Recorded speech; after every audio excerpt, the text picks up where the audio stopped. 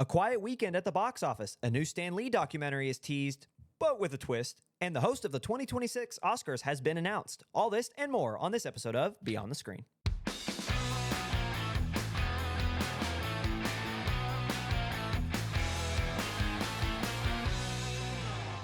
Hello, everybody. Welcome to Beyond the Screen. We're in week 17, if you can believe that, Jake. I wrongly last week said we were in week 15. We were actually in 16. And now where did 17 weeks go? That's kind I of don't know, man. That's season one stuff, man. I'm not worried about it. I don't we're live in the past. officially Now, season 2. what I am living in, I got a coupon book. Shout out, I don't know, Boone Snappy? County. Yep.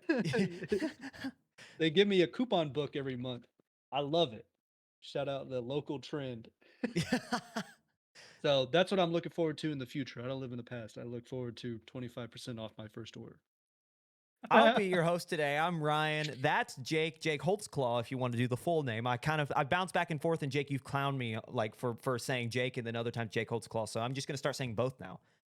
Yeah, government name is crazy, but it's all right. Maybe I want them to find you. How about that? Ugh, okay. Anyway, I'm your host today. He's your host today. Welcome to the show. We have a to be honest, it was kind of a lazy weekend at the box office. Really for cinema news, we got some big stuff going on. But I have a reason. I think I have an explanation for the slow box office, which we will get to in a second. But before we do that, as always, when we start the show, Jake, how are you doing? Besides your coupons. That was how I was thinking about pizza. Pizza? I'm thinking about a pizza. I didn't even get all the way through the book. Let me just find something dude. Free furnace. No. Sorry. But I have no use for a furnace. But that's how I'm doing. I look forward to that every month. But there is an It's option dope. to get one if you did desire one, even if you Right, don't need right. it. So my day is made pretty much now. So I'm doing pretty good. I got a coupon book. Valid. I'm doing good, by the way. Thank you for asking. No, I didn't. Do you have a coupon book? How do you know I don't have a coupon book? Man, Lexington ain't doing all that. No, they're not. And on that note, we'll go ahead and get into the box office news. So starting out on top, Paramount's action comedy film Novocaine. I almost said Nova. I won't even lie. Novocaine, whichever way it's pronounced. Yeah. See, Crazy. Whatever. Starring Jack Quaid wins the top spot on the box office during its debut, earning $8.7 million in a brutally slow box office weekend. This is amongst the worst debuts to finish first in a box office earnings ever. 8.7 is one of the lowest anyone has ever earned and still won the box office, which is crazy. Despite having 5 new feature lengths hit theaters this weekend, this St. Patrick's Day weekend finishes worse than the notoriously difficult Super Bowl weekend in terms of earnings, earning a collective total of $52 million across all of its films. That's it.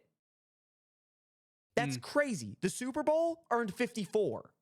To be fair, St. Patrick's Day is today as of recording. So people were bar hopping over the weekend. So I'm happy that you said that. Drunk to go to movie. I'm happy you said that because here's the thing. For Novocaine, for all the rest of these films that are coming out, I will say this. People want to give all the excuses to whatever films came out in the Super Bowl, like during the Super Bowl weekend or around the Super Bowl weekend. And it's too far removed from my memory to pull up a specific example right now. They act like the Super Bowl is some big excuse, which it is, but they don't want to give the same, like the films, the same excuse that came out this past weekend during its March Madness. The NCAA just came out with their tournament predictions. It's what's called championship week for those who follow college basketball. So every single conference tournament happened on the same week and the same weekend, concluding at 6 p.m. on Sunday with an hour-long special announcing the tournament field. So it's like people are like, like if you read anywhere, like specifically we're using Variety because they cover the box office and Box Office Mojo, as we've notoriously complained about in the past. But if you follow Variety like we do, they constantly are talking about how like, oh, this is a big bruise for the box office. This hurts. But if you like really dig into it, it's the same reason why the Super Bowl, like why why films don't perform as well when the Super Bowl's in. It's because most of America is at home watching basketball. much like they're at home watching the Super Bowl. It's a tough weekend. So I would understand. Or passed out on the street. Or on St. Patty's Day, because I mean, they should start like allowing you to. Well, never mind. You shouldn't do that. I was gonna say like drink in the theater, but don't do that. Don't do that. Some do. Some do. Some do. You got to be careful with that kind of thing. But on that I mean, note, AMC will let you order and they bring it to you. wow, They have little trays. You know about I that? forgot. Well, I mean, I'm not like rich, so I don't take advantage of that. But Buddy. dude, who are you, man? That's Oh man. nah. But I do think that it is important to point out that distinction that there seems to be a little bit of a double standard here, and I would really like to see what box office numbers in previous years, how they compare to this year's kind of like championship week, if you will, for college basketball. Because that would be the same exact excuse. If you're going to use it for Super Bowl, you should use it for the NCAA tournament, especially the selection show in the weekend of, because that's a pretty big event. And they tune in. Like, I was watching SportsCenter earlier today. If you can't tell by my Bulls hat, I partake. And I was watching it today. They had over 8 million as of 4 o'clock, 8 million tournament like projections or like submissions on their app. They have a tournament challenge app where you can fill out your bracket. They had over 8 million brackets filled out. The tournament, the field doesn't become solidified. Like, it hasn't been confirmed for 24 hours yet. That's crazy. I mean, everybody at work, they did a bracket at work, which is closed now, but I wasn't going to do it. I was just going to use AI if I did do it, just to see if it could get me any money. You are, dude, you are like hated by all these film people. They're like, oh, yeah, I know. And Jake's like, I would have used it to fill out my bracket. Like, dude, I don't know anything about basketball. I don't know anything about any sports ball, dude. Jake, I have the one of the funniest stories that I've ever had is, you remember when I narrated or VO'd your one of your final projects in college? Dude, you can't. It looked, dude, that's all I'm going to say. I'll leave it there. That was one of the funniest readings I've ever had to do. And I will allow the rest of the synopsis, or the rest of the synopsis. Sorry, I read the word synopsis. I'll let the rest of the people at home decipher what I'm insinuating, because it was really funny. It was not written by AI. Anyway. Influenced. The format was influenced. I needed to know what a voiceover. Back to Novocaine, back to Focus Features. The film finished slightly below projections of 10 million, earning upward, or after being in theaters, almost 4,000 theaters. It earns only 8.7. It was projected 10. So again, I think that it was a little generous given the circumstances like surrounding what was going on in America. However, still finished under what it was projected. It earned a Rotten Tomatoes score of 81% and is generally well liked. It's got a B on Cinema Score, which is, again, fantastic. Like, this is a really well received film.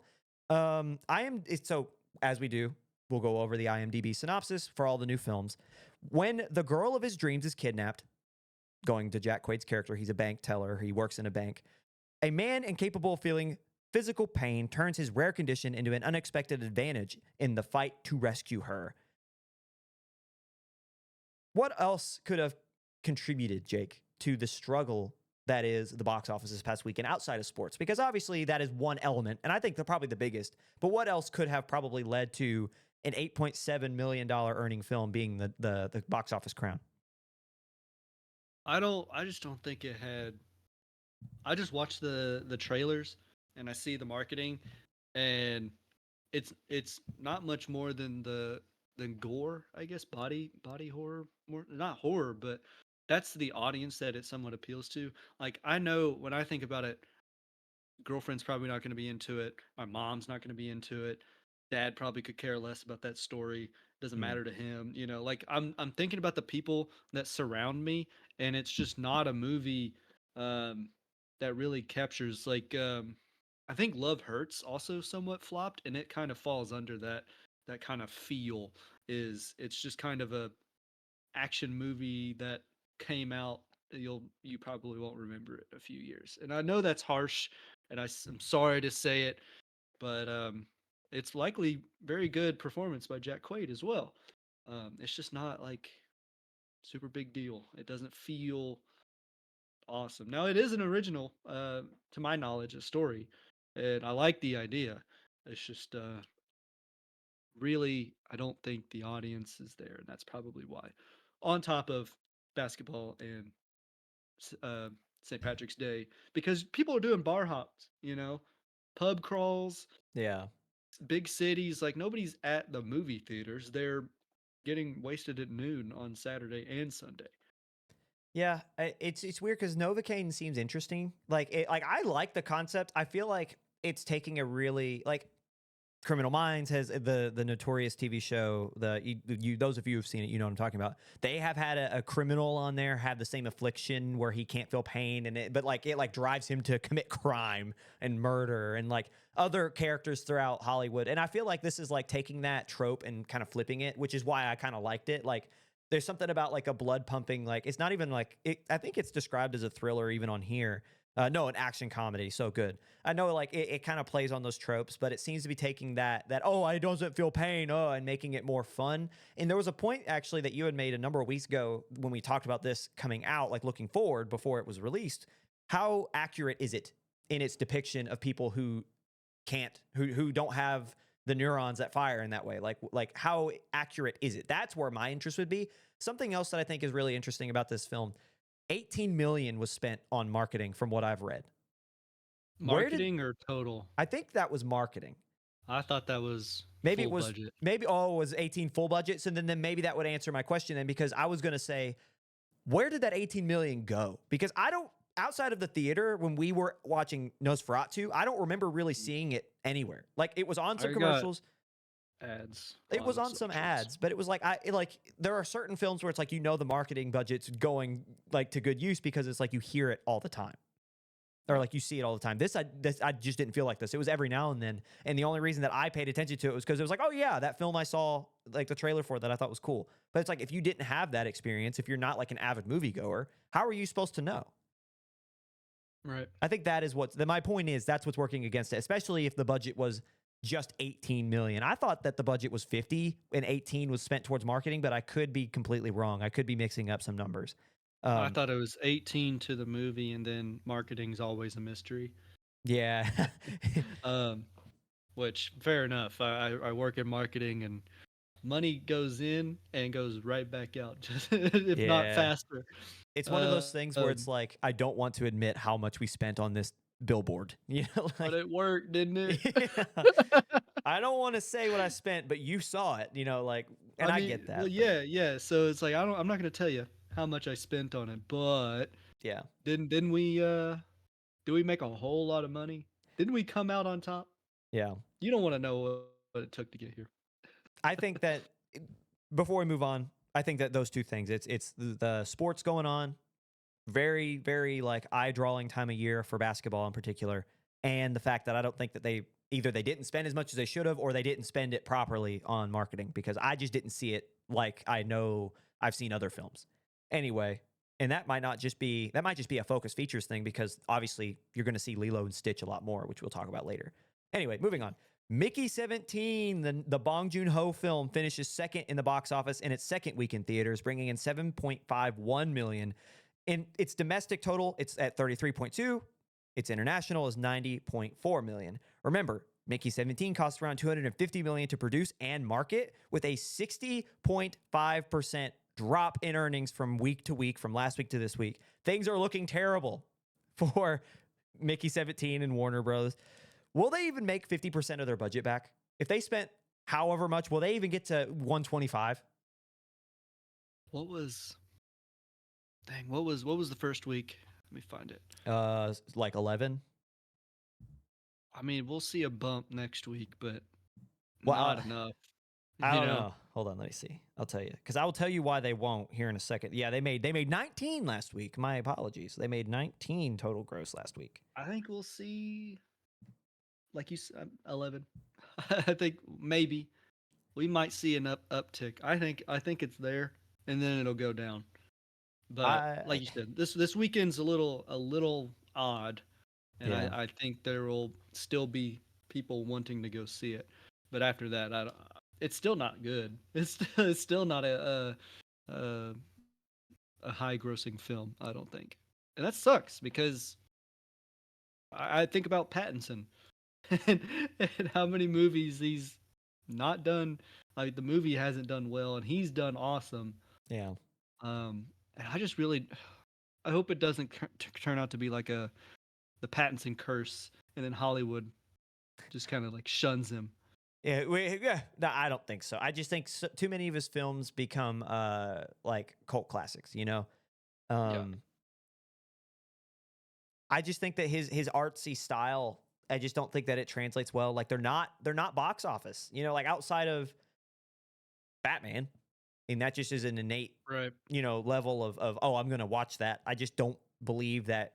I don't believe Mickey 7, the book, has enough of an audience to bring in Mickey 17, the adaptation. I don't think The Lighthouse had enough of a like. It just these just aren't things that people go to the movies for, unfortunately. Um, but yeah, These are the movies that need the 15 million budget, yeah, like yeah, because it'll double it.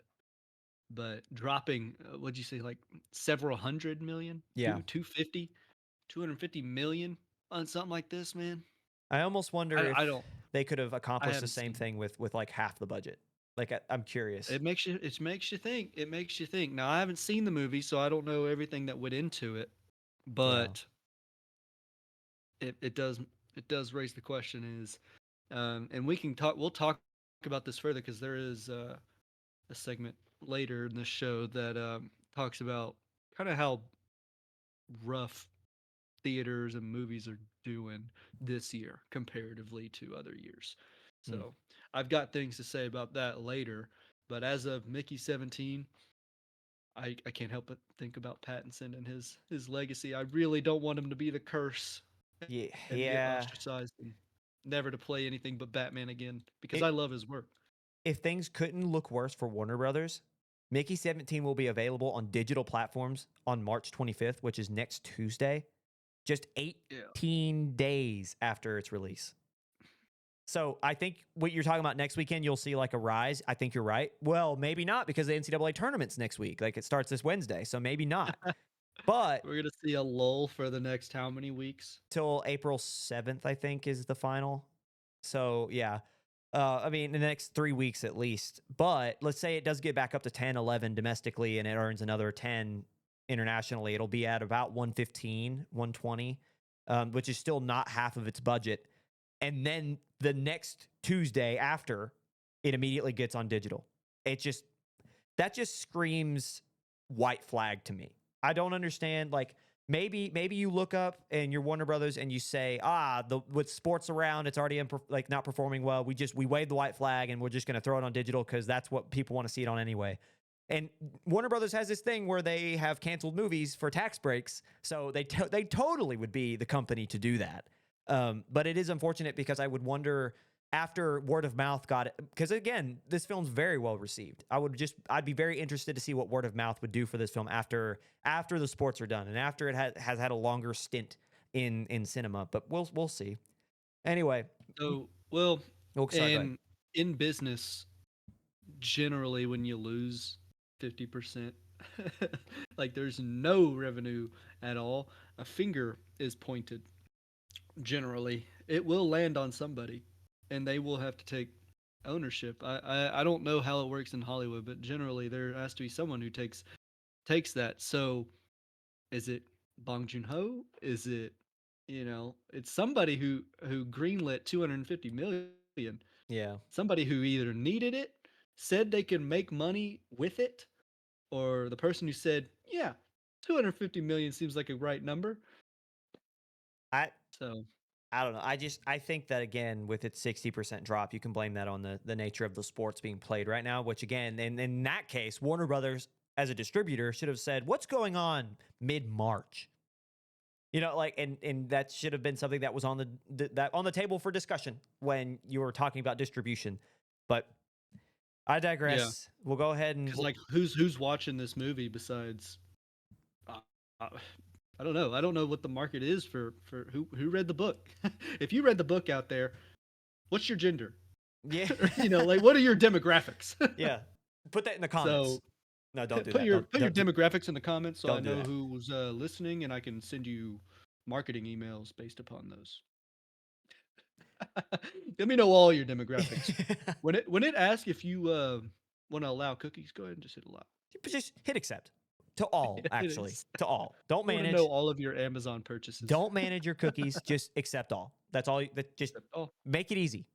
Anyway, moving on. Focus Features newcomer Black Bag finishes third at the box office, earning just behind Mickey 17's, what was it, 7.51 with 7.5. So we had a little bit of a battle. And here's the thing.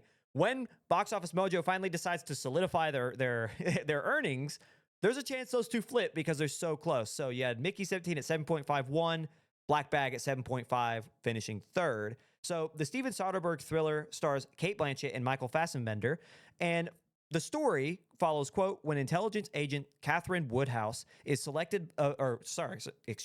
is suspected of betraying the nation. Her husband, also a legendary agent, faces the ultimate test of whether to be loyal to his marriage or his country. It seems pretty interesting to me. Like I that was another trailer we saw, and I really liked it. I just Kate Blanchett and Michael Fassbender, you can't go wrong. I know that this film kind of tailored to an older audience, which Conclave nailed. Conclave was also tailored to an older audience, and it was a home run. So I think this was pulling from the same audience, and that audience is a little. When you get to that older audience, it's kind of a hit or a miss.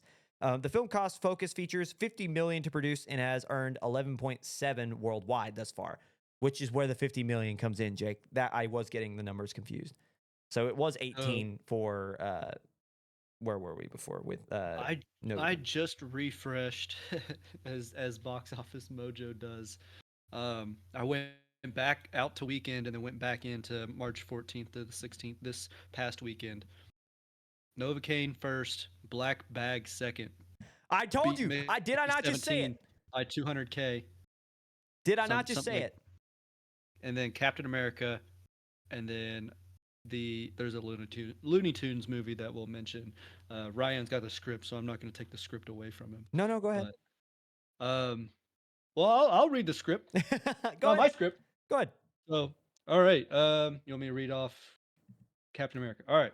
Captain America: Brave New World slips into the top 5 for the 5th week in a row, earning 5.4 million. Is that true? Is that true, Ryan? No, it's not. 5.693. Again, they just solidified him. I'm sorry. At Disney staying power. The film has earned 388.5 million worldwide thus far, which is likely also wrong. Thank you, Ryan. I'm kidding.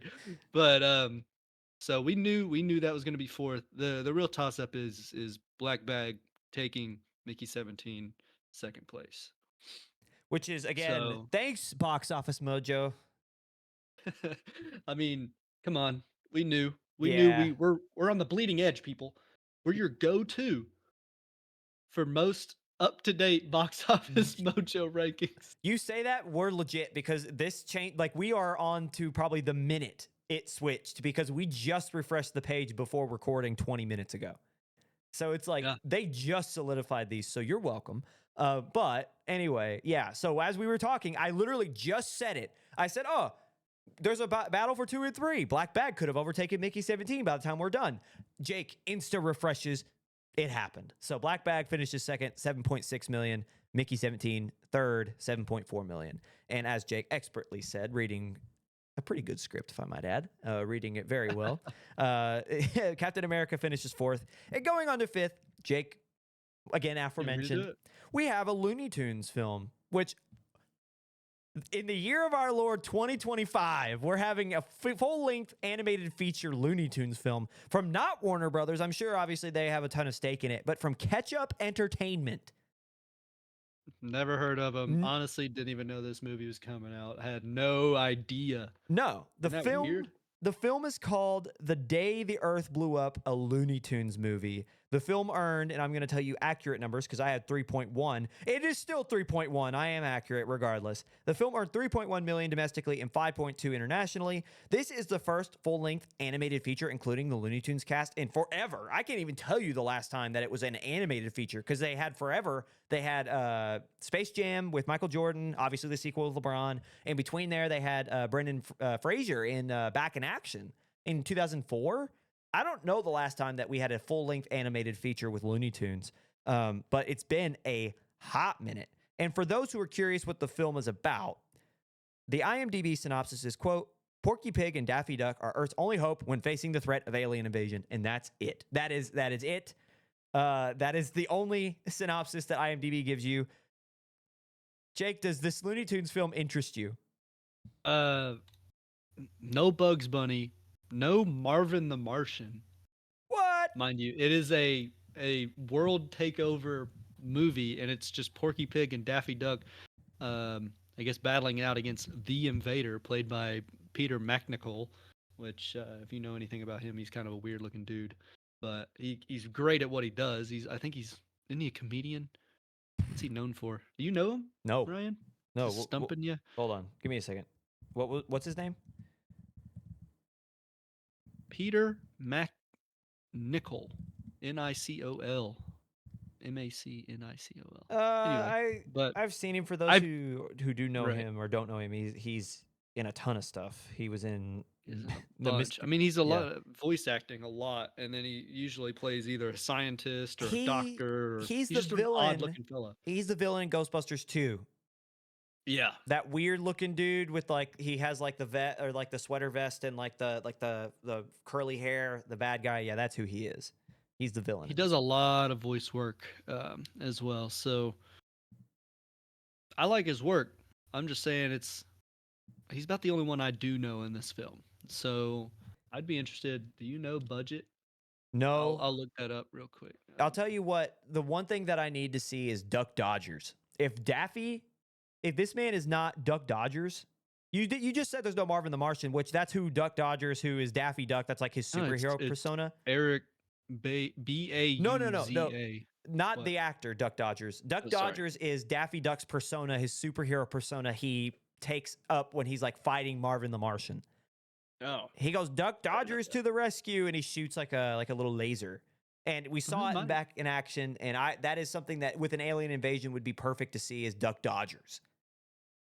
or how about the Martian who Marvin, where's Marv? Marvin? Where is Marvin? But yeah, it also kind of looks odd. Like it's not the same animation as what I'm used to. I don't know Yeah. if you're watching the trailer, but anyway, go check it out. Let us know if it's good. But it's one of those things that slipped under the radar, which makes me wonder. Did they spend any money on like social media advertisement? Because usually I'll see something. Even the black bag, I didn't necessarily know it was coming out this weekend, but I saw something about it this past week. Yeah. And I was like, oh, there's whatever that is, because I mean, who was it? Yeah, Michael and Kate Blanchett. Like that was about it. I saw Kate Blanchett and I was like, oh, she's popular. She's doing something. I didn't know it was this weekend. Yeah. If I had probably read the caption, but that's the way social media is.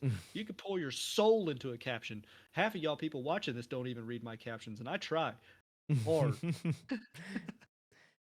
Anyway, yeah, I saw a trailer for it when it was like newer, and the thing is that even then when I saw it, just didn't feel like this is such a film snob thing to say, and I hate that I'm gonna say it. It just didn't seem Looney Tunes to me. Like it just seemed like they used the characters, which hey, all power to them. I've not seen it, so it could be very Looney Tunes, and the trailer just was bad. But man, it just didn't seem very Looney Tunesy to me, and I think that's kind of unfortunate. Other news before we finish this segment: Paddington, Dogman, and the Monkey all drop out of the top 5, and Mufasa, at long last, it dies. It's out of the top 10. And I think it's at 12 now, and that staying power for Disney 11 is starting to work. Whoa! because you know who's at 12. Something that I don't know if you mentioned. Not in the script. It's not even in the script. Opus opened this week. Yeah, You remember that A24 with the weird John Malkovich, right? I'm trying to think. Yeah, John Malkovich. I'm trying to think of the synopsis, but he's like a singer. He's a musician or something like that. He's a crazy popular guy who has a cult, and it's basically The Menu, but with music. Which it only made $1 million this weekend. I read that the reviews on that weren't great. Well, I don't know. It just didn't seem interesting to me, but it did open. so and Mufasa still beat it. So it's very rough day for those fellas at A24, but it's likely that they don't care. No. A24 is not the kind of people to be like, ah, just toss money at it. Oh no, we Oh didn't. no, We made 1 million. Oh no. dude, Yeah, they're just there to tell stories. I don't know who the benefactor is for those guys, but good for them. yeah. And I think that is a perfect point to end segment one. So, coming up after the break, Stan Lee, the final chapter is announced, and the next Oscars host has been revealed. Ooh, who could that be? Coming up next, you'll hear about it.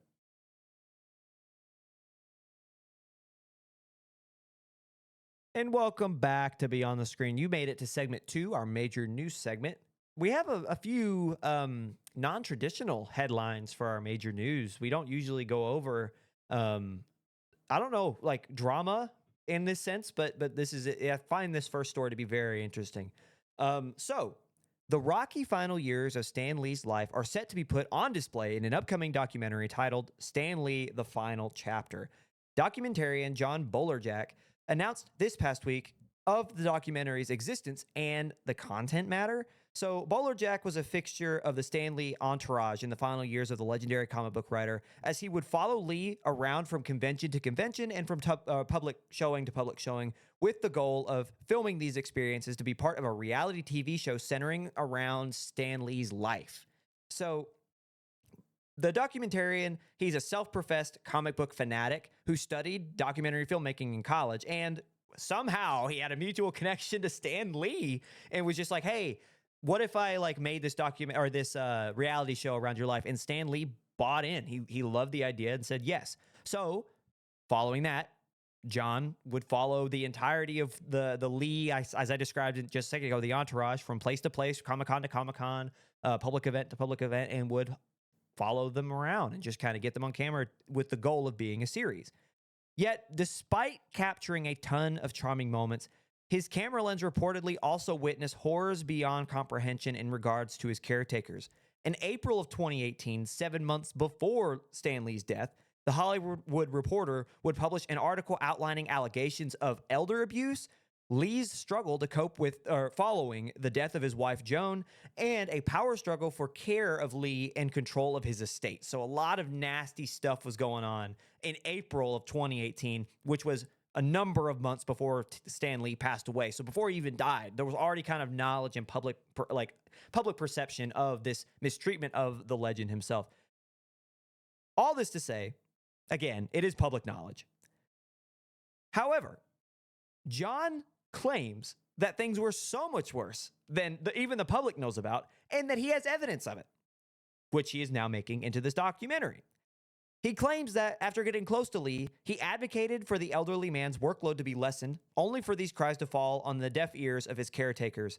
The documentary, Bolerjack, claims that he spoke at length about his project with Lee and received permission from the now late comic book writer to turn the footage of what he had agreed to be a reality series into a documentary after they had gotten close. So, again, Bolerjack states, quote, I spoke to him about this at length, even toward the very end of his life. A lot of things have happened to him, but I didn't get the real sense that he felt shame about it. I think he wanted it out there to be some sort of warning. You might be asking now, after all that, you at home, you watching this on YouTube, listen to it on Spotify, you might be asking, when does this come out? When can I get my eyes on this? Because this sounds like something that would be completely mind-blowing. This is where the twist comes in. If you remember my little lead into the very beginning of the episode, because you will get your chance to see it after you take part in John Bolerjack's Kickstarter campaign, which was incongruent. It came out at the same time with the teaser trailer that he released with some footage, and it was really depressing because it showed Stan Lee all sad, and these guys are like, "What are you doing?" And he's like, "I want to go home," and he's like, no, it's just no. And it's really depressing, right? You see this, and then immediately the guy's like, give me money. I have a very specific thought on this, but Jake, I want to hear your opinion first. I saw that clip on TikTok, and I didn't know about the documentary. That was what opened my eyes to like, dang, I never really thought about I always thought that Stan Lee was able. And I mean, yeah, he was 95. It kind of puts it in perspective. Um, I always thought that he was able to take care of himself and he had his wits about him and he just, yeah, he's on a scooter, but I just thought that he was all there. But I mean, he's a 95-year-old guy. He's not gonna know some things, and so I hate to see that he was taken advantage of. And even within this article, it says that he was in financial ruin Yeah.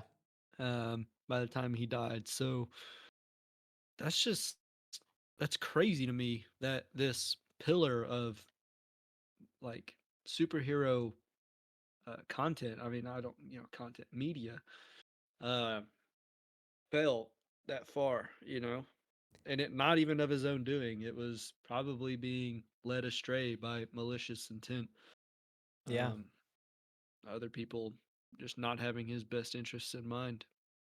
Can So, you and imagine your wife passes away, you're 95 years old, your estate is in ruins because your family, your kids, your caretakers are trying to take all this money from you and you just want to rest. And because you've got no money left, they're parading you around from event to event to try to squeeze more money out of you. yeah, that's rough. Yeah. And even after your death, Yeah. a Kickstarter campaign to promote a documentary. Um, if there's any time to pirate anything, Yep. it would be this one I probably. I will and you said it because this is exactly how I feel about it is like if you truly felt the way you say you feel about it after getting all this footage and after befriending this guy, you don't try to then squeeze money out of it. Because again, exactly your point. You're doing the exact same thing his caretakers did. I think this is disgusting. Like Yeah. it's just I would love to see it just so that the full 100% transparency and we can put the caretakers on blast for what they did because then they can be held accountable. But now I don't even know if I want to take part in this because I'm not donating to a Kickstarter because again I don't feel justified. And like you said, I don't feel like I can justify my money being sent to someone who's continuing to take advantage of this poor man. Yeah. But it's like now even when it gets released, I don't know if I even want to watch it. Well, I if I could get my hands on it without giving money, I'd watch it just to know to be one of the only people who is in the know about the mistreatment. Whether or not I can do anything about it or speak up, but I would be. But even if you got to think about who made the movie and who's going to make money from it. Mm-hmm. How could this documentary possibly paint it as bad as it was? There's no way. Because you and I both know, and the people listening, editing is, I mean, I can make you say things you never even dreamt of thinking Mm-hmm. just by cutting up a few sentences. AI can replicate your voice based upon one, like, 3 sentence paragraph that it has you. I mean, the quick brown fox jumped over the lazy dog Mm-hmm. is and none of y'all take my voice uh, because I said that, but I don't even know if that's what AI has you say. But my point is, there's so much that you can change and omit or put in or leave out that can change the story to the point where you make or I mean I'm not implicating Bowler Jack here, but he could make himself to be the hero when in reality he's just as bad. Yeah. So, and I'm just using him as an example because he's an easy target because he's the one who's putting it out. But that's the point to be made here is can this documentary even begin to scratch the surface of the truth? I mean, I think you already hit the nail on the head. I think he is just as bad because he's the one peddling out the Kickstarter. If you truly felt like you wanted to get justice, you would just release the footage. You know, like who has footage and evidence like that and then says, if you want to see it, pay me. You know, Yeah. like you do that when you have one something to gain or two something that you are only a specific like version of events you want to be out, right? So like the reason you withhold the rest of the information is because you know there are things on that whatever information you're trying to hold that implicates you just as bad. You know, so it's like I don't know. I just think, and in the article too, it described that a decade ago is when this guy and Stan Lee became close. That means that less than 3 years they actually knew each other. You know, like I don't know, it's just a lot of weird, man. It's just a lot of weird in this, and I don't trust it. I don't trust it for 1 second. I think this is kind of disgusting. Yeah, I'm just looking at the article here by the Hollywood Reporter and quoting Bowler Jack, and the types of quotes here just seem disingenuous, or like something you have to say Yeah. after this. So it said he added that he attempted to lessen the workload for Lee and advocated for more breaks, saying he was doing the best he could. I don't know, man. The best you could have done is just not make him do it, or like help him out, get him out of there or something. I don't know. Like I've always, I don't know, hindsight 2020, you always think you can do better, um, or you could have done more, and I get that. But I don't know, man. There's if you truly were friend, family, and wanted to be there to advocate for him, I don't think it would have happened, Yeah. because you know, you can just load Stan Lee into your car and leave the function. I mean, I don't really know. I don't know all the details. I don't know if he was willingly at these comic book signings or whatever the signings were. Um, I don't The- know the full story, but Elder abuse is against the law. right. Like, like you, there are agencies and entities out there that you can call who would probably like to know and would love to put a stop to it. Yeah, there's likely attorneys out there that would love to do a Stan Lee Are you kidding? case. Yeah, that's a whole commercial in and So, of itself. yeah. Like, I don't know. Yeah, I tried to do all I could, but you know, I could only do so much. By the way, here's my Kickstarter. Yeah, it's just disgusting. I'm sorry. Want to see footage of how hard I tried? Yeah, he pulls 20 out. bucks. Yeah, pulls out like a card reader, just hands it. Just Good. yeah, go ahead. I'll show you the footage It's right tap too. Tap. tap to pay. It's tap to pay. Please. No, Oh my gosh. I'm just gonna keep getting worked up on it because I just think this is disgusting, and so we're gonna go ahead and move on. So, if you didn't hear before, we were alluding to the Oscars having its next He's host so wrong. He's so wrong for already hyping this announced. up. It's Conan O'Brien. It's Conan O'Brien is set to host the Oscars in 2026. It was announced. O'Brien stating after it was announced, quote, "The only reason I'm hosting the Oscars next year is that I want to hear Adrian Brody finish his speech," which is classic Conan O'Brien. The 98th Academy Awards are set to take place on March 15th of next year. Let's see here. While this is a very early announcement from the Academy, this year's Oscar broadcast brought in the biggest audience in 5 years with an estimated 19.7 million viewers. So it's not necessarily surprising that right after they have the biggest jump in viewership in half a decade or more, that they get the guy who hosted said event to come back. But there is one thing. So we got this from the AP, from the Associated Press, from an article from the Associated Press. And there's one comment in that. So it was a whole paragraph describing exactly what I just said. And there was one comment that I take high exception to. And that is, quote, "Despite the winning movie Anora being relatively small." What? Oh, this thing. Oh, the Oscars had all this viewership despite Anora being so tiny. Like, what are you saying? Like, that's so pompous. Like, I read that and it's like, okay, like I get what you mean. Like, oh, it's shocking that a small film like that would bring in that many viewers, but also, it's an Oscar nominee. Like, it Yeah. won the Palme d'Or. Like, yeah, it's a small budget, but goodness, like, what are you talking about? Like, it's already an award-winning film. It's not like it's shocking because it's obviously the Oscars and it wasn't expected to win, but it's not like it was already a nominee. So yeah, Right. that just seems so pompous.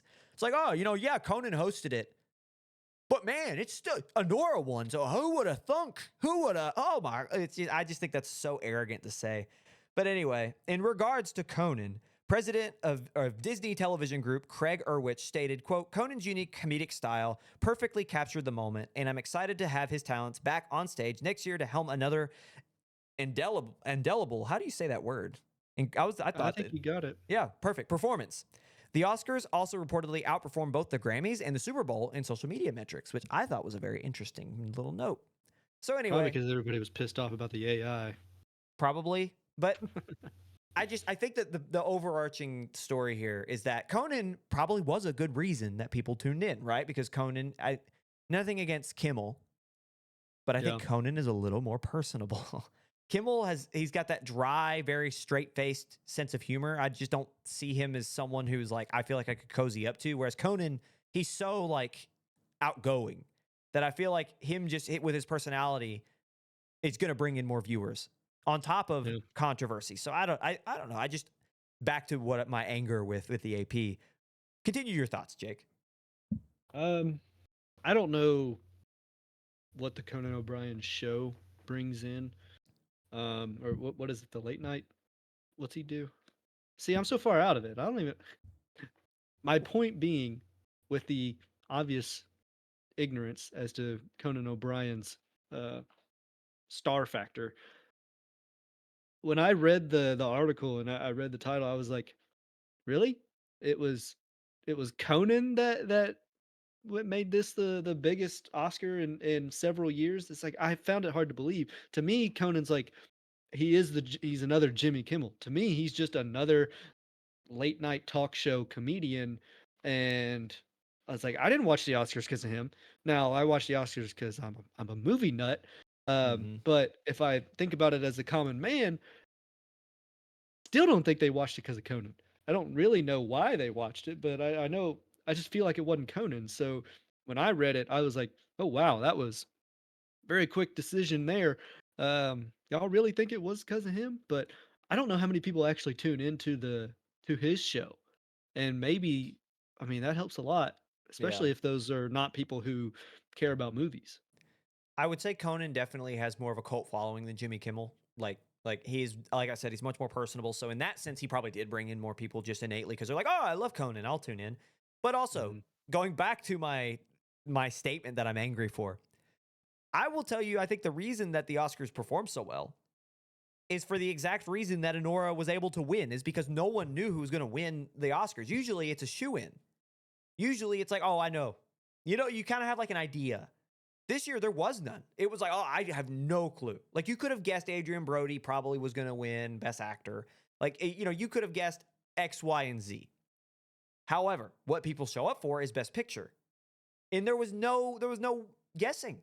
Like no one knew, and that's why on top of a better host, nothing against Jimmy Kimmel, but on top of a better host, you had the unknown, and it drew that kind of sensational. You know, it was like it was very like, oh, who's going to win? Which to counter that point, the exact reason Honora won is the exact reason the viewership was so high. It's because no one knew. It wasn't like you could predict it. Because usually you don't even have to watch it. You can say, I know, like you knew Oppenheimer was going to win.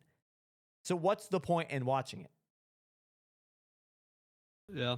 I mean, well, who did it go up against? I mean, that would be your other question. I don't remember What the was that? box Was offices that from last year 2020? or Was that the Oscars. 2024? Yeah. Um, I'll tell you. but So, yep. so I mean, it really does kind of. Does it really boil down to the host? Like, and then like half host, half movies. Like, I really just did not. I don't even know who hosted before Kimmel. Oh, Another comedian. yeah, probably. So the Um, nominees for 2024 was obviously Oppenheimer, The Holdovers, American Fiction, The Zone of Interest, Barbie, Poor Things, Past Lives, Anatomy of a Fall, Maestro, and Killers of the Flower Moon. So of all those, I think the only one that legitimately had a shot was probably Barbie. But at the end of the day, like you had just a feeling that it was going to be Oppenheimer. so I just looked it up. 2023 and 2024, Jimmy Kimmel. Yeah, yeah, both were Kimmel. And then 22 is Amy Schumer, Regina Hall, and Wanda Sykes. Yeah. 21 had a it's got a whole list of people here, like Brad Pitt, Zendaya. Like, I don't know if that's true or not. I don't know who the actual host was for the 93rd Academy Awards 2021. But anyway, Jimmy Kimmel. uh, sucks, bro, I guess. But Conan's got another year. We'll see who they choose after this coming year because maybe it's a twofer. Maybe they do Jimmy Kimmel for 2, they do Conan for 2, and then we get John Mulaney for 2, or I don't know. Yeah. I'm spitballing here. Shane Gillis. Shane Oh Gillis for no, 2. the Academy would not touch Shane They Gillis. would not. They would not. Get that white boy out of here! Like he out the door instantly. Like he. Oh, can we get dang, who's the no, I've forgotten his name. He just came up. Mullet. Talking about the Theo Vaughn. Theo Vaughn. Oh Yeah. no. Yeah, dude. I was about to start doing impressions because I keep getting like Theo Vaughn. They resurge every 2 months. I get like Theo Vaughn ratings, like top 5 Theo Vaughn moments. And I was about to start reenacting the where Theo Vaughn is acting like Bobby's dad, Yeah, and yeah. Bobby is Yeah, an his Asian guy. dad. He's like, Yeah. Bobby. Yeah. I'm like, Bob like God. loses. Yes. Can you imagine that on the stage presenting Best Picture? Yeah. It would probably be more You entertaining want to than. talk? You want to talk about viewership, dog? You want to talk about viewership? Yeah. I would say I do think that Conan being host probably added to some viewership because he's much more well received than some of these other hosts. But again, I think the biggest point and the biggest reason why people tuned in is because they had no idea it was a toss up, which that's how you bring an So, audience in. which we need to be mindful going into season 2, and I'll let y'all know we do plan to do seasons based on yearly on the Oscars. We're gonna roll over Yes, Oscars into are the the next season season, finale. but we need to already be thinking. We need to already be looking. It is March of 25. These are movies that are going to be, quote unquote, in the running for the next Oscars. I'm looking at it right now. Probably not going to be Mickey 17, unfortunately, but we still have a year ahead of us. But I'm not seeing any crazy cult classics, a Nora level, or even The Brutalist, or not yet, not yet. Yeah, But uh, just keep in mind. we'll see. Shoot us what you think will be in the Best Picture running following. I guess you should say for 2026. Comment down below what you think will be the next. Who will be the next Honora? Yeah, and we'll go try to watch them to see if we can't catch them in theaters before Oscar season. And on that note, I think we're going to go ahead and end our major news segment. So to recap, Conan, it wasn't that shocking, is next year's Oscar host, and Stan Lee is being taken advantage of, even in death. Coming up after the break, as always, your not so quick hits.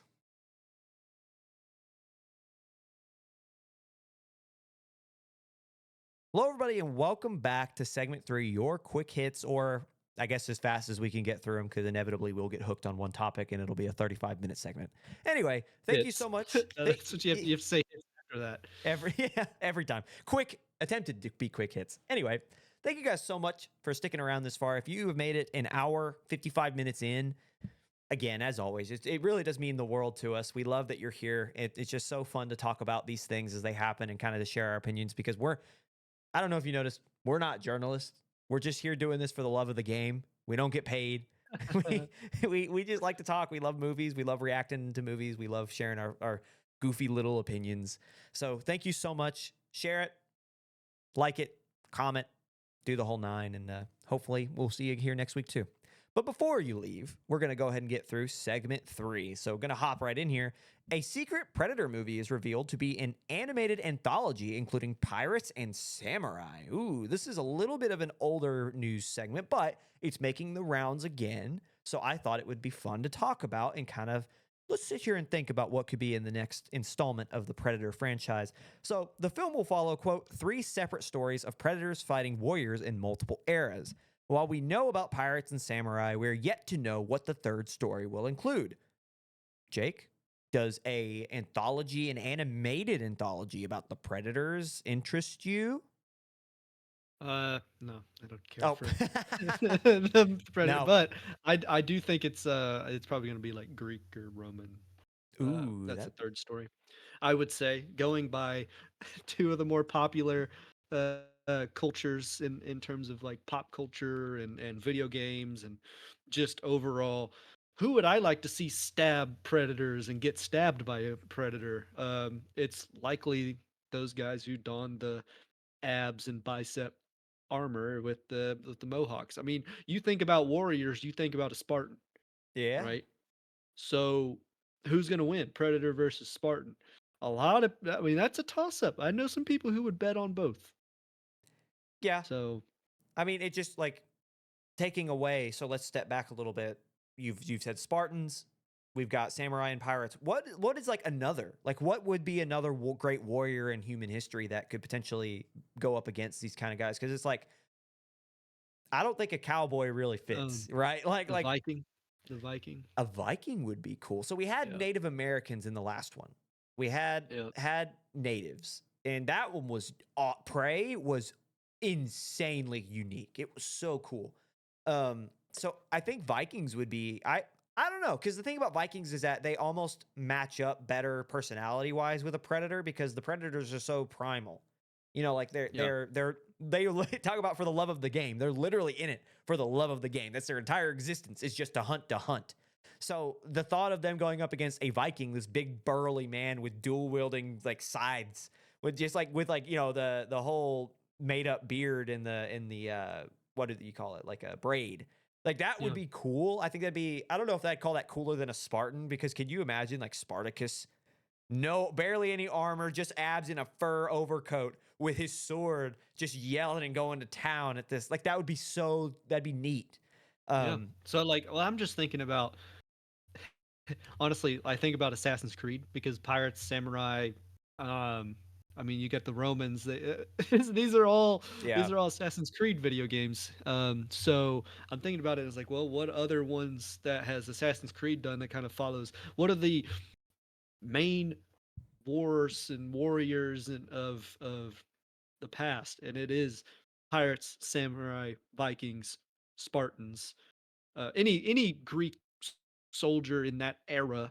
I mean, yeah. we Gladiator, 2 came out. Like these are your go-to warriors. You go back in time and you pick out a warrior, you're choosing one of those guys. I think an underrated one is like the old Celtic, like back in the day. Those are essentially Vikings, but instead of like what are Vikings, Scandinavian? Instead of them being Mhm. from like a little bit Or farther east, Nordic. Nordic. There you go. They're a little bit farther west. Like, dude, look at history and like listen to the old like Irish like battle cry or like they would breathe into whatever. Mhm. That thing is scary, and that would be just that imagery of like you had this old Celtic battle cry and you had like the little like the regime. Then they're essentially Yeah. Vikings, right? Like just to put it for those who don't know what I'm talking about, they're Vikings, like just from Ireland, what is now Ireland, what is like Celtic. But they're scarier in my mind. Like they're actually freakier, and that would be just such a cool image. Is that go and look it up? Versus a predator, like coming out of the invisible cloak and whatever, and just stare. That would be so neat. Or But just watch Brave. or just watch Brave. No, I'm kidding. But like, and then Medieval Knights, I guess. As I sit here and think about it while listening to Ooh, Ryan's beautiful voice, but I'm like, full knights full are knight too armor, clunky almost. I feel like they'd be easier. It's like the same thing with like a perhaps. Yeah, was like the same thing with like a cowboy is like they're too gun reliant. Like they don't fight, Like that's the thing that's yeah, samurai, Vikings, pirates, like what's cool about them is that they have so much wit and wherewithal that they don't need their weaponry. yeah. Um whereas I feel like knights are they're just so clunky that and they've got their broadswords that it takes like forever and a day to swing that I just feel like it would be if there was a close fight with that it would almost feel like a stretch. Yeah, I'm running out of I think that's it. I think we've pretty pretty much much it. I mean, those are the main. Vikings essentially. Just Vikings or Yeah, like Spartacus, like Roman soldiers or something. yeah. That'd be neat So though. we're gonna I'd be keep our very eye out interested. for that third installment, but I think it's one of those. I don't think it's gonna be a surprise. It's not gonna be like the Mayans or something, Whoa! Yeah. Yeah, I don't think it's gonna be anything like that. It will be cool, but now back to like now that we've nerded out and like tried to go through who they'd fight in the third. This is all one movie. It's an anthology series, and I love the idea of like going back in history because the idea of the Predator is that they've been around for almost the entirety of human history, and they've just been hunting to hunt for so long. It would be cool to see them bounce around in an animated series. You could do so much. So I'm pretty excited.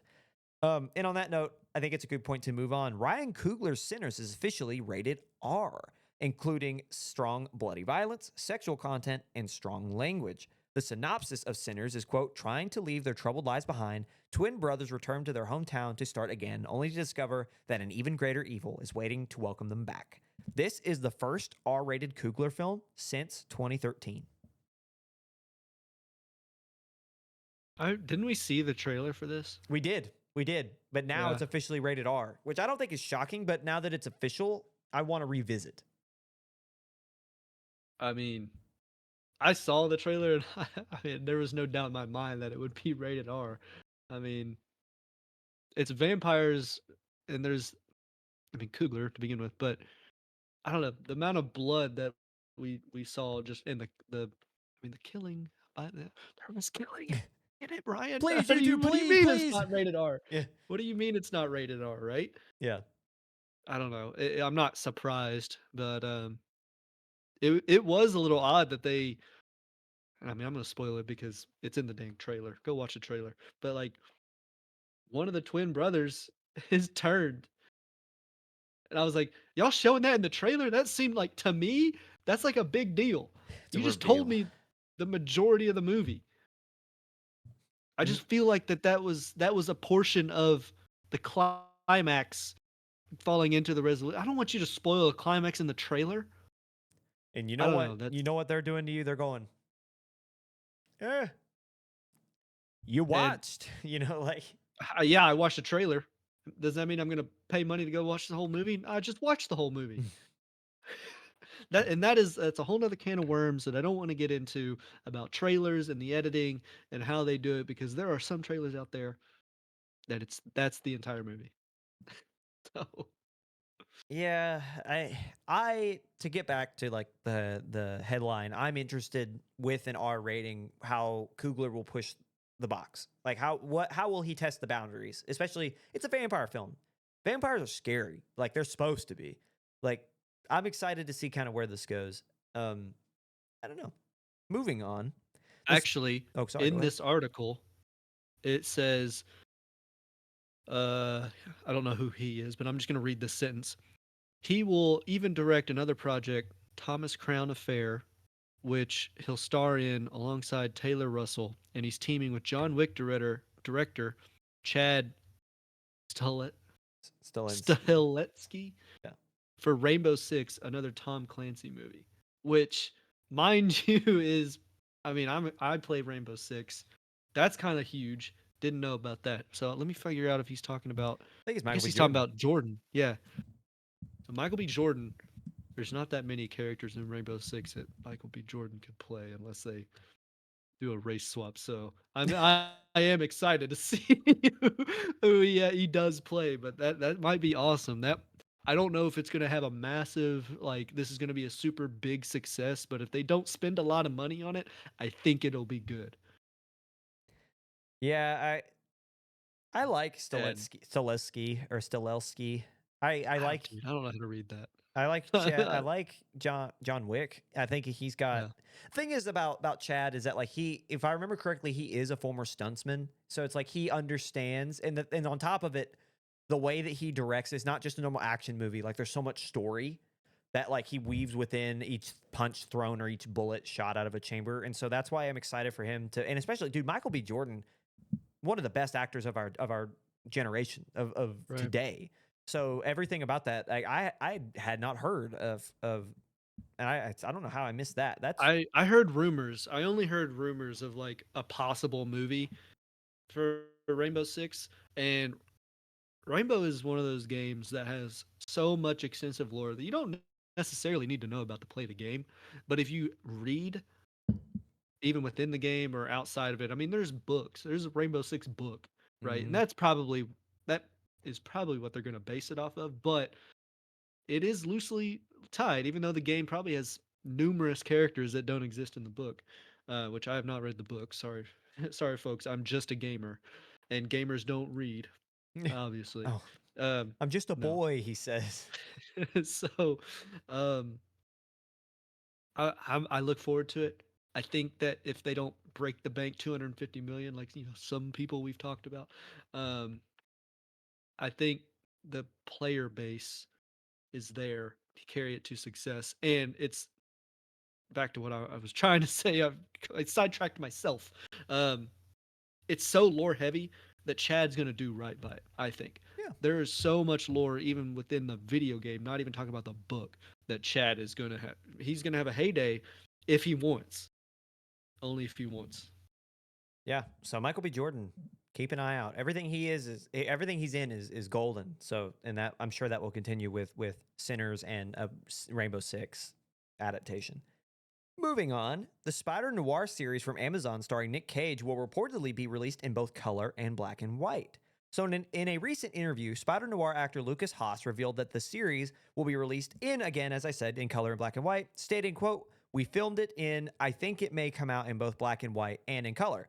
But when we filmed it, the monitors were all in black and white. So you get this feeling, and it looked very, very authentic." And he described how it was so, like, it is a film noir. Like, it's not like just the name and the aesthetic. It is actually like one of those old timey film noirs, which is very moody, almost thriller esque, but more suspenseful with the mystery element. Very smart is when you go back and watch like a Casablanca or Chain Gang. Like these films, they're very smart, suspense filled, what we would call thrillers today. Very, very well done. Um, I would be excited just to start off the conversation about this one. I am so bought in to Spider Noir. I don't know. I don't think this should connect to the Spider Verse films. I don't think, unless like obviously Nick Cage plays Spider Noir in like the animated feature. So I guess if that's like how he was able to transcend the multiverse and he just became animated when he's like got thrown into Miles Morales' universe or whatever. But I almost want this to be its own thing. I want it to be gritty because the thing about Spider Noir is he carries guns. Like he kills. He is not afraid. He's hunting Nazis in World War II. Like he is not afraid to pull that trigger. And I am so excited for this thing being a live action. So I would love to see it in black and white. I'm excited for the genre, about everything that this could be, and I just hope that they don't hold back. Right. And I'm gonna take a little bit more of a funny stance and say, if you watch it in color, you're a poser. But it is one of those things. It's where it's like, if the monitors were all black and white, and it's Spider Noir, why watch it in color? Unless, I mean, and I'm not gonna take away from anybody who needs to watch the color version, or if there's a disability I'm unaware of, do with it. Watch whichever one you want. But I am saying, to get the way it was meant to be, watch it in black and white. I plead, I beg of thee. Yeah. If it is, I mean, obviously it should be in black and white, like it has to be. And for my mind, for it to be genuine to the character, if it is in black and white, and if it is supposed to be connected to the multiverse, like on high in the Spider Verse, the one thing that has to be in color, regardless of which version you watch, the Rubik's Cube that he takes with him. I want to see him whip that thing out of his pocket and it just be just like, cause I'm going to watch it in black and white, but you know how cool it would be, that throwback and that reference if he pulled out the Rubik's Cube and it was just bright and it was just colorful and like he keeps it and he looks at it. Like that would be so interesting and that'd be so nice to the character. Cause like then it adds another layer of context and character development just in him having that, like that action, because it's like, in a world so bleak and so dark, he has his little things that bring him light and color. And it's just a Rubik's Cube from this other world that he just stumbled into, which would be really cool. Which is again why I think it should be in black and white. But we'll see. We shall. Moving. Also, Oh, go. Sorry. Amazon. Yeah. Content. Yeah, Content. Amazon. Barbara, Content. Barbara Broccoli is again. Oh, like freaking content. Anyway, She's gonna be our Dwayne the Rock Johnson. We just bring back up. we reference. Go back and watch last week if you don't know what we're talking about. if you say the word content in relation to James Bond, Barbara Broccoli jumps in her seat. That's all you need to know. Go back and watch. Moving down the list, reportedly, Daniel Craig is in talks for a role in Greta Gerwig's upcoming Chronicles of Narnia film. As things stand, the rumor is that this film is a magician's nephew adaptation, which that story sees the creation of Narnia itself potentially setting up a larger franchise with Netflix and Gerwig and the rest of these books. So far, we've got Charlie XCX being reported and as in discussion to star as the White Witch, and the film is set to get a 2-week IMAX global distribution during Thanksgiving of 2026. So, Jake, what interest do we have in the Chronicles of Narnia? And if it is a magician's nephew adaptation, what do we think? Uh, I think okay. I can't wait. Like it's a new story. I remember watching Narnia way back, a long Mm-hmm. time ago, and I look forward to it. I worry with them shooting further than the current like the one step at a time, but like also the forethought, but also setting up a larger franchise, potentially setting up a larger franchise is I don't know. You can be hopeful, but let's get that first one first, Yeah. and then we can decide whether or not it's going to be a larger franchise. Let's not shoot movie number two until we know if movie number one is going to work. Yeah, and I won't even lie, like that was my little editorial about setting up the larger franchise. Because for me, for them to be pulling in a Daniel Craig and a Charlie XCX, for them to be focusing on if this is an accurate report, the magician's nephew, that seems to me like a prequel before you even release the original, right? Like that seems like they're trying to lay the groundwork and tell the story before the story, which is interesting.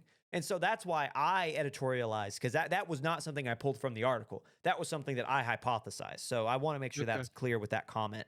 Um, but I Not to think say that that doesn't happen. They no. there is often times where they'll shoot movie number two, movie number one flops, and then movie number two is even worse. Yeah. No, and So, I think your point still stands very greatly. I just want to make sure that point is derived from my editorial, like at least it's known that you made that point and got to that conclusion and that thought from something I added in, not something I took from the actual but source, which the the source is fact that they're Deadline. saying is deadline. Okay. Yeah. The fact that they're even saying IMAX and it's a year out. I mean, it's Thanksgiving next year, Yeah. and they're saying, "Oh yeah, could be one of them IMAXs. Get a load of this, Dwayne." Game changer. This is gonna change. Yeah. What did he say? Yeah, the IMAX is gonna be a game changer Yeah. for Whatever. Oh, Red One. yeah. Dude, I can't get over it was Red One that he said it about.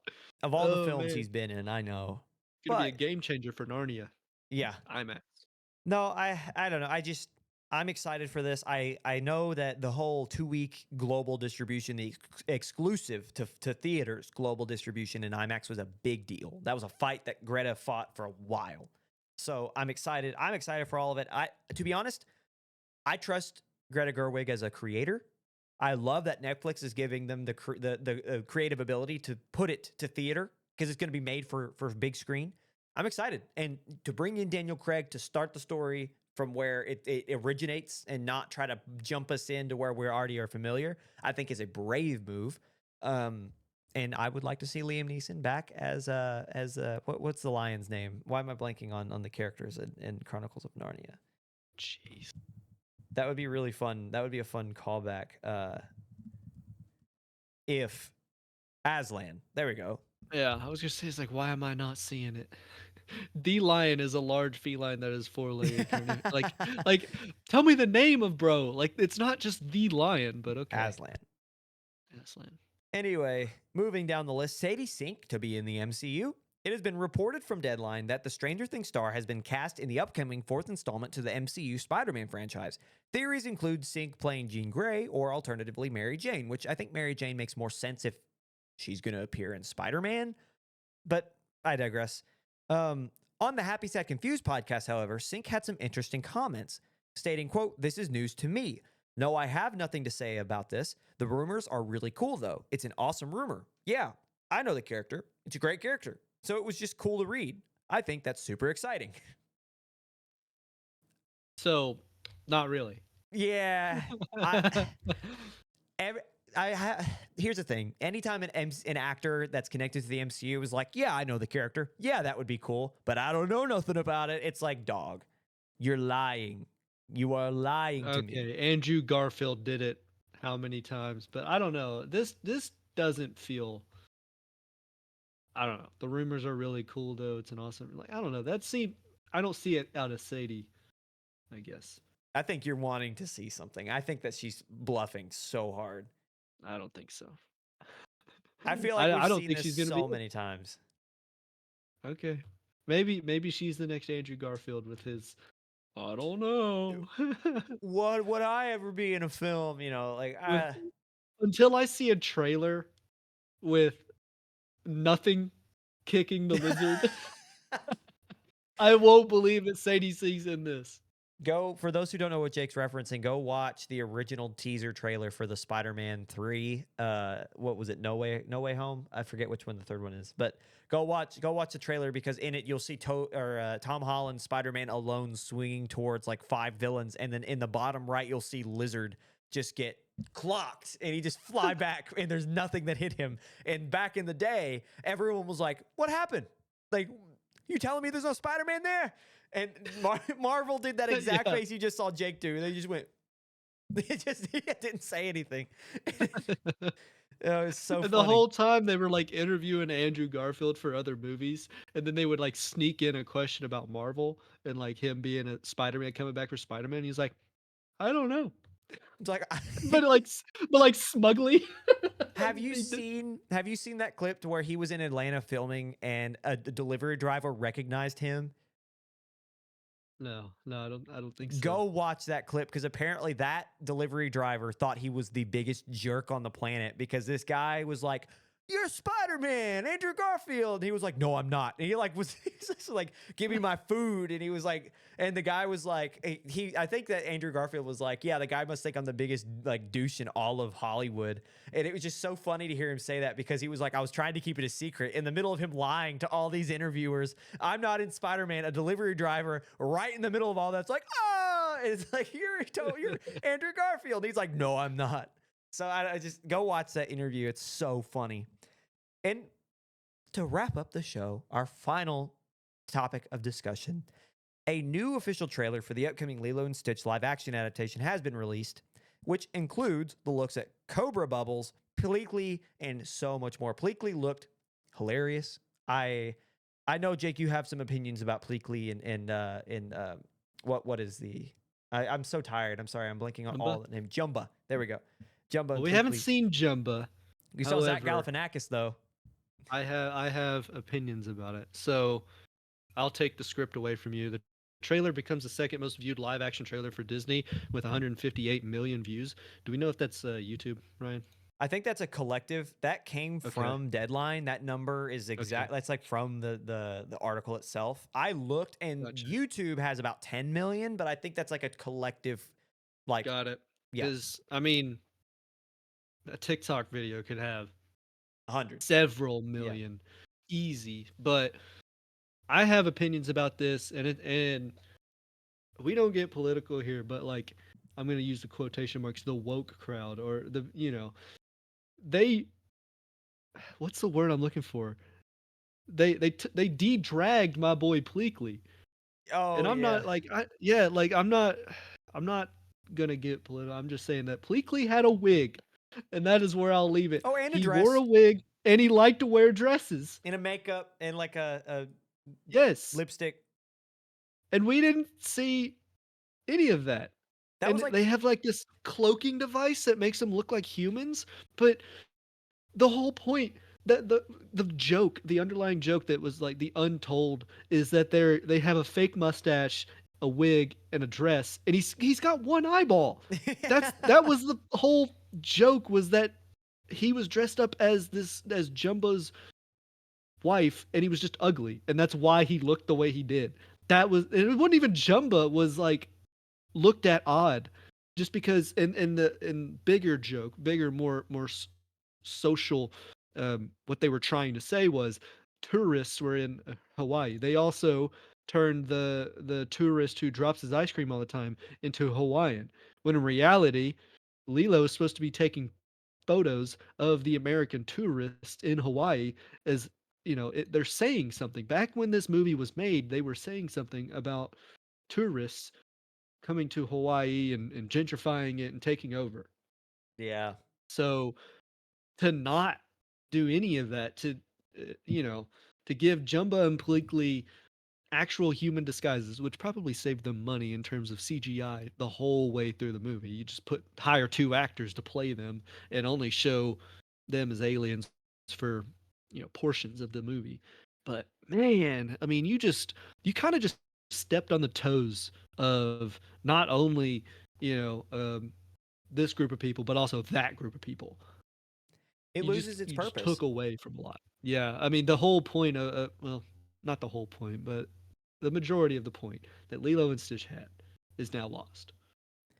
Which is upsetting, and I had also seen some critique about some of the actors that are playing. They're supposed to be like Hawaiian, and they're supposed to be Samoan, and they cast actors who are Asian to play Samoan Yeah, characters. That is not the same.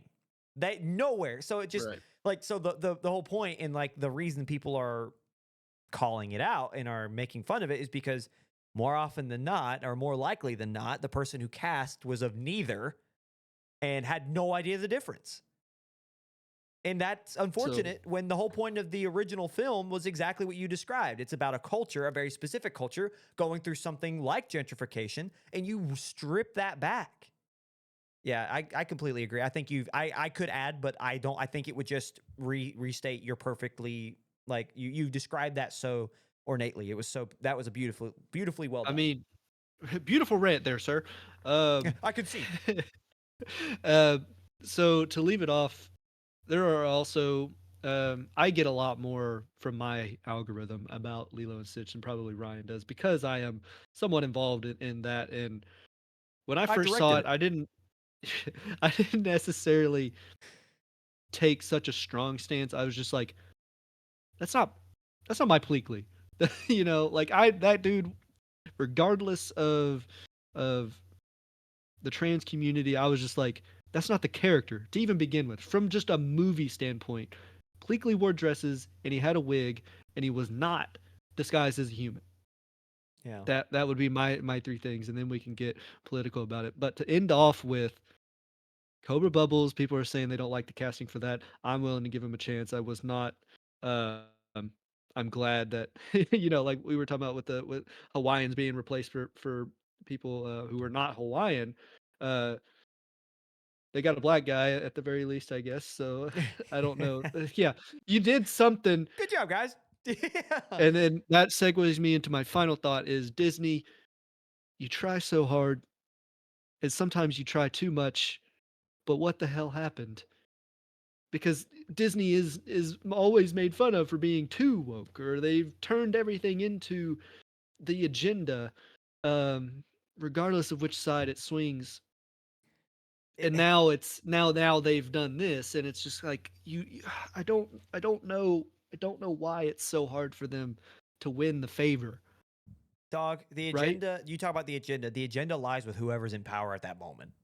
You I know, guess, like dude, if and this film came out 3 years ago, who knows? It might have been closer to source material, or maybe in the exact opposite direction where it was like the source material and then some, and then even we could be yeah, having and this way exact too same. much on Yeah, the other yeah, side. we could be having this exact same argument. Obviously I'm not going to make it political either, but like I'm just going to say like it's really like we just happen to be in a time where the political power in place is opposition to what you're describing. So that's It's no longer about telling the movie the way it should be told. Not only we haven't even mentioned Lilo and Stitch is already a movie. We are comparing it to the masterpiece it already was. yep, There's no need for this live action movie, and I'll say that about How to Train Your Dragon. There's no need. It's it, money. yep. It's But mm-hmm. to tell the story again, not change anything about it, which I have my own opinions about movies that are coming out just to tweak small things. It's like it's so easy because it's already done for you, and Disney seems to just want to ride that metronome of politics. I think it's important, and this has got to be, I think, one of the final topics we discuss. I think it's important to leave movies in the time they were made alone, especially when they're done well, because at the end of the day, they're snapshots of what culture was like when it came out. So to Right. change it and to make it fit what is socially acceptable the time that it was remade 20 years ago, like it just completely changes the point. I think that a lot of it was culturally what was accepted then, what's not now, what could be accepted again in 5 years. Just leave it the way it is. Just like it's so sad. It's depressing even. But no, I could go on. But Jake, Hold on. I want to do go ahead. Lilo and Stitch live action. I'm trying to find the actor who plays him in the movie because I didn't mention the name. Courtney B. Vance. Does that sound right to you? I mean, yeah. Okay, sorry, I didn't mention him, and I just wanted to. So he's sorry, I'm just trying to do right. I didn't realize I didn't say his name, but yeah. So Courtney B. Vance Well, hold on. playing Cobra Bubbles, right? Yeah. There you go. Sorry. I thought you were talking about Pleakley still.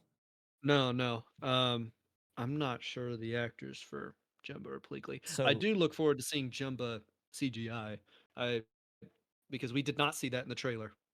so I'm interested Jumba in is that. Zach Galifianakis, and then Mhm. Pleakley is Billy Magnuson. Okay. All right. And on that note, any final thoughts we want to leave our viewers with? I also saw that this free furnace came with a purchase of an air conditioner. So guess who's not getting a free furnace? Wow. Hey, they're trying to cover both your winter and summer months. I rent. And on that note, we're gonna leave you alone. We'll get out of your hair, and we'll see you next week. Thank you guys for watching. Bye. Bye.